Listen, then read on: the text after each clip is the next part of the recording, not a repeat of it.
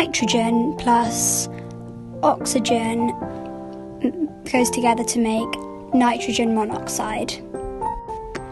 In every chemical reaction, atoms are rearranged to make new substances.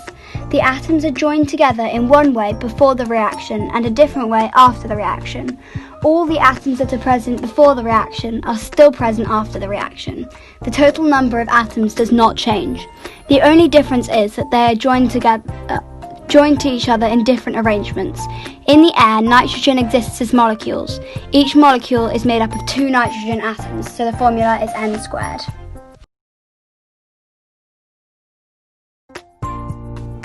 Oxygen gas also exists as molecules. Each molecule is made up of 2 oxygen atoms, so its formula is O2. You can represent an oxygen molecule O2 like this. In the chemical reaction of nitrogen with oxygen, nitrogen and oxygen molecules split up.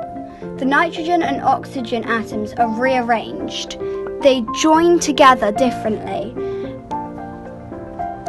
to form nitrogen monoxide molecules, NO.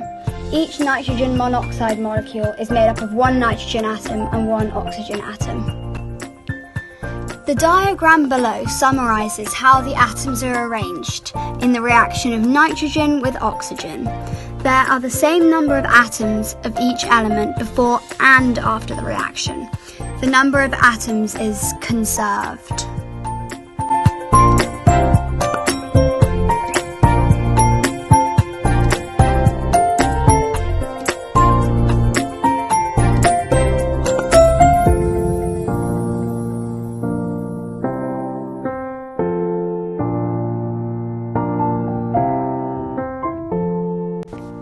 For an extremely long time, the human race has used cow dung as a fuel.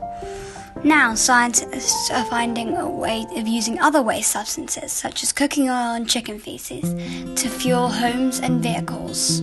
These are renewable, which is better for the environment. In Brazil, India, and several other European countries, drivers fill car fuel tanks with ethanol. The ethanol is made up from crops, sugar canes, so it's a renewable fuel as well. They can remove carbon dioxide from the atmosphere as they go. Scientists and engineers are also developing new types of cars to burn hydrogens. In this combustion reaction, hydrogen joins with oxygen from the air. There is one product, harmless water. Some people think that hydrogen should be used to fuel more cars. This is because its only combustion product is harmless water. The combustion reaction of methane, petrol, diesel, ethanol, cooking oil and chicken feces produce mainly carbon dioxide and water. Carbon dioxide is a greenhouse gas. Extra carbon dioxide in the atmosphere causes climate change. But where does the hydrogen to fuel cars come from? Companies make hydrogen from methane or water. Sometimes the process they use to make hydrogen also produces greenhouse gases.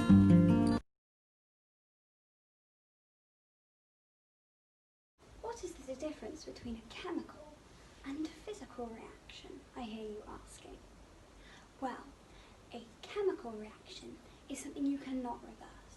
For example, this might be... Chemical reactions are like frying an egg, a fruit going mouldy, a nail going rusty, fireworks and baking a cake. And a physical reaction is something you can reverse. An example of a physical reaction would be... A physical reaction is like melting an ice lolly, rain, dissolving sugar in tea and boiling a kettle.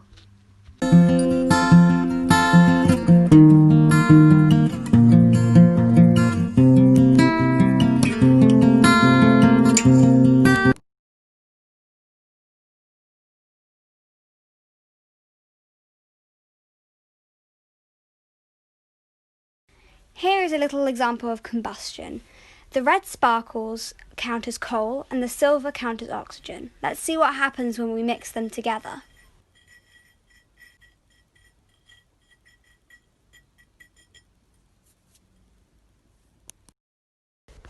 So what just happened?